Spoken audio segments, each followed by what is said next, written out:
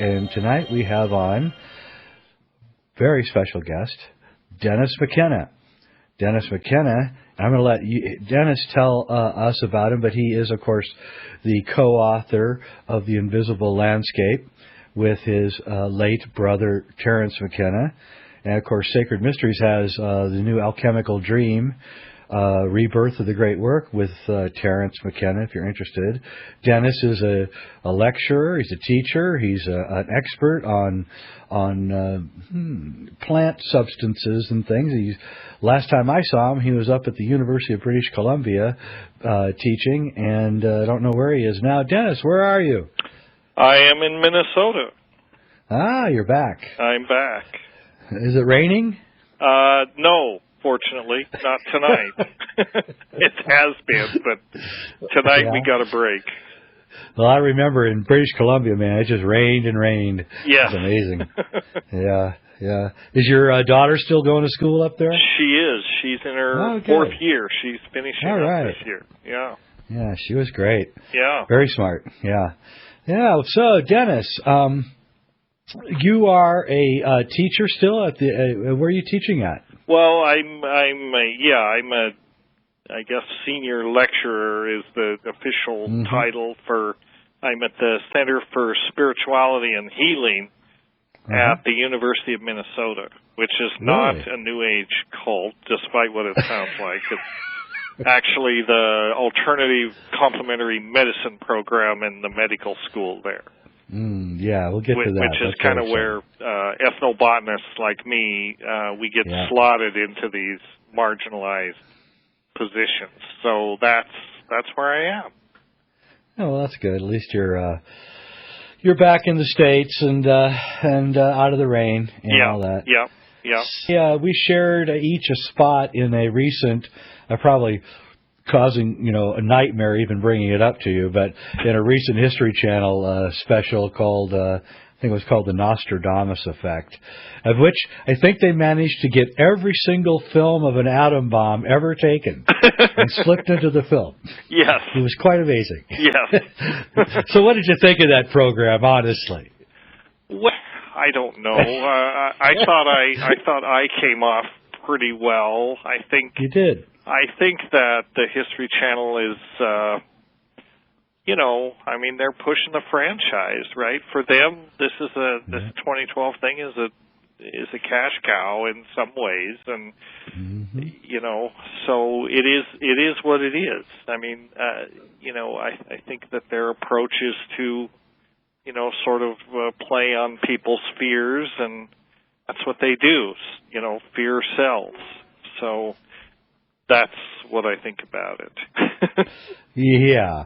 Well, we made two 2012 films, 2012 The Odyssey and Time Wave 2013, and we purposely, stayed as far away from that as possible because we knew that this would happen. And we wanted at least the meme early on to get formed with the people who actually had researched the meme, like you, and other, instead of just throwing everybody in, whoever they are. And that's what I thought.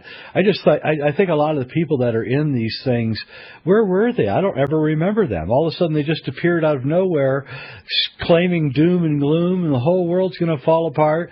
And I might add, the History Channel re-edits my words. And another irritating thing they do with me is they'll ask me to answer a question that I refuse to answer, and they'll just keep asking me until I answer, and then they put that answer in. Right. They kept pestering me about Planet X, right? Is Planet X coming in 2012? I'm like, I don't know. How would I know? I know astronomers sees a Planet X, right? Right. So this went on for about maybe 25 minutes. They kept asking me. Finally, they said, come on, don't you have anything to say about Planet X? And so I said, okay, maybe, probably, somehow, in some universe, there may be a planet coming in on an elliptical orbit, blah, blah, blah. And guess they just cut out all of the stuff at the beginning and made it sound like I was saying that Planet X was coming. Right.